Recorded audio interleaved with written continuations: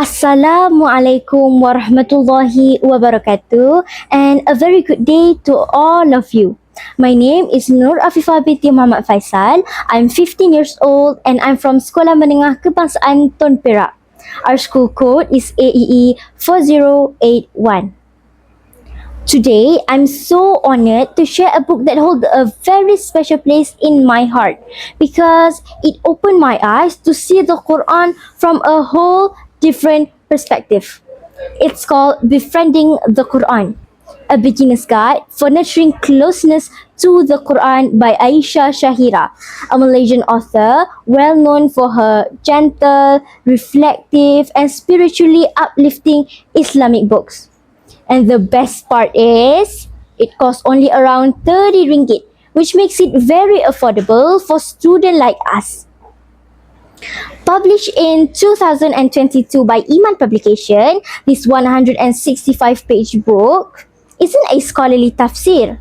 It's not filled with heavy Arabic terms that are difficult to understand, especially for beginners. Instead, it's a deeply personal sharing, a book of gentle reminders written for people like you and me. People who sometimes feel distant from the Quran but still long to return. Aisha delivers the message in a warm and friendly tone. It feels somehow like someone is taking your hand and says, "It's okay.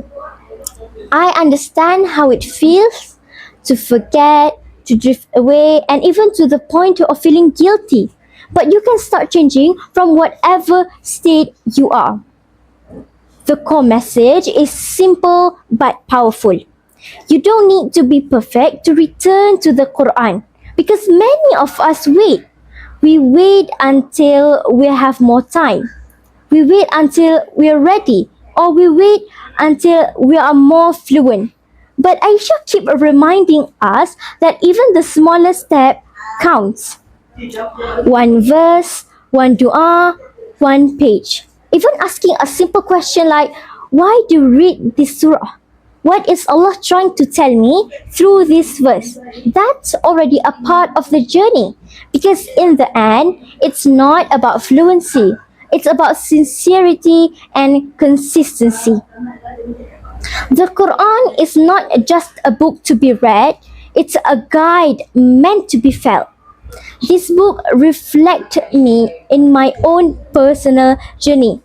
I remember the quiet nights when I feel sad, lonely, or overwhelmed.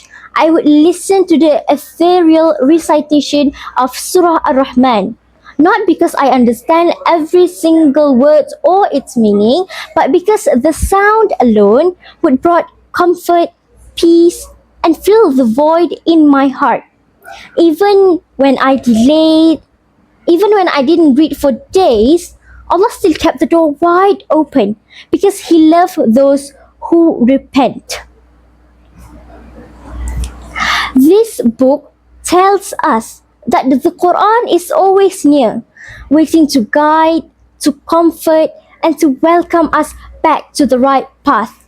It also reminded me that the Quran isn't just something you rush through for Ramadan or for exam. It's not a task, it's a friend that stays with you and never gives up on you even when you give up on yourself. One line that stayed with me is the Quran doesn't just speak to the mind, it speaks to the heart, the place where healing begins. It reminded me that the Quran makes us for healing. The healing doesn't need to be dramatic. Sometimes it starts quietly with one single verse that speaks straight to you.